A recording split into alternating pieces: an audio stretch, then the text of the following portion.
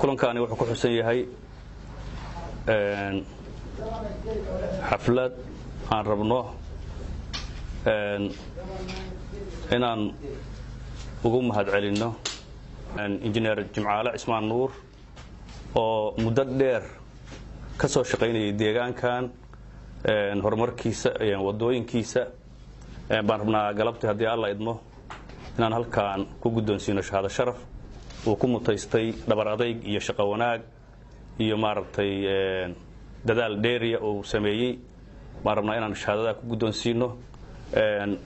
dhammaan ciidii ka soo shaqaysay arrintaas iyo ciidii soo abaabushayna waa u mahadcelinaynaa waxaan rabnaa insha Allah xafladani sidaas ay ku xusan tahay waxaa marti noogu ah odayaal ayaguna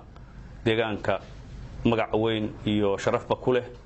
waan rabnaa ayaga laftigoodu inay nagala qayb galaan xafladan shahaadada nala guddoonsiiyaan Jimcaale Cismaan Nuur shahaadada waa shahaadada aan Jimcaale Cismaan Nuur ugu talagalay inaan guddoonsiino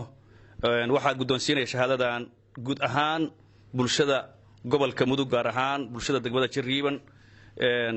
oo iyo gaar ahaan oo ay ku qoran tahay magaceedu waxaan rabaa marka insha Allah naga guddoon حاجة إلى قدون سيادنا حاجة ورسمة إلى قدون سيادة على. وايه بسم الله الرحمن الرحيم إلهي بمهله ومناسب قفك إن قفك دلالة إن لشرفه جمعاله شهادة قدون هذه أو وكيلة شغالها يكون شوقي وكل شغينا هي متقنا هي أدات كسعتيد